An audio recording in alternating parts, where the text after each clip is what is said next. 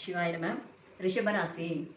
ரிஷபராசிக்காரங்க மென்மையானவங்க தான். ஆனால் அவங்க அந்நியனாக மாறும்பொழுது அவங்க சொல்லக்கூடிய வார்த்தை என்னவா இருக்கும்னா, அப்படியே சொன்னான் அவன் என்னெல்லாம் யாரும் அசைய முடியாது, அசைச்சு பார்க்கவும் முடியாது. இந்த டைலாக் தான் சொல்லுவாங்க. அவன் ஒரு ஆள், அவன் என்ன சொல்லுவானா, சரி அவனுக்குன்னுவாங்க. எல்லாம் யாரும் அசைக்க முடியாது, என்னெல்லாம் யாரும் எதுவும் பண்ண முடியாது, நான் பார்த்துக்கிறேன், நான் அதை செஞ்சிருவேன், இதை செஞ்சு காட் பொண்ணு பேசுவாங்க. இதெல்லாம் இந்த அந்நியன் வந்து உள்ள ஆக்குப்பை பண்ணும்போது சொல்லக்கூடிய டைலாக்காக இருக்கும்.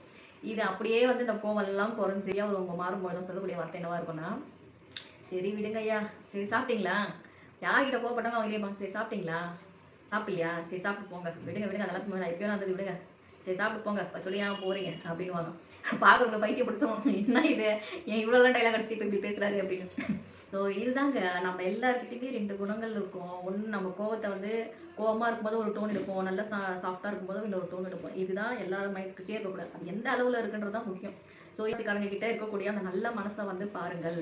அவங்ககிட்ட வந்து கோவம் எல்லாம் வந்து மேக்ஸிமம் படமாட்டாங்க, எல்லாமே சமாதானம் தான். விஷயத்தை பொறுத்து கோவம் வந்துச்சுன்னா தான் இந்த மாதிரியான வார்த்தைலாம் வரும். அவன் சொல்லிட்டான், அவன் என்னையும் அவன் அப்படி சொல்லிட்டானா, அவனை பார்த்துக்கிறேன் பண்ணி அவனை பார்த்துக்கிறேன் விடமாட்டேன்னு 1000 கதை பேசுவாங்க. ஆனால் அவ்வளோ பேசினாலும் கோவம் தணிஞ்ச பிறகு சரி சாப்பிட்டியாப்பான்னு தான் கேட்பாங்க. வரைக்கும் என்னன்னா, எதிரியே இருந்தாலும் பசியில் இருக்கக்கூடாதுன்னு நினைக்கக்கூடிய மைண்ட் செட்டு ரிஷபத்துக்கு அதிகமாக இருக்கும். ஸோ அவங்ககிட்ட இருக்கக்கூடிய கெட்ட குணங்களை மட்டும் பார்க்காதீங்க, நல்ல குணத்தையும் பாருங்கள்.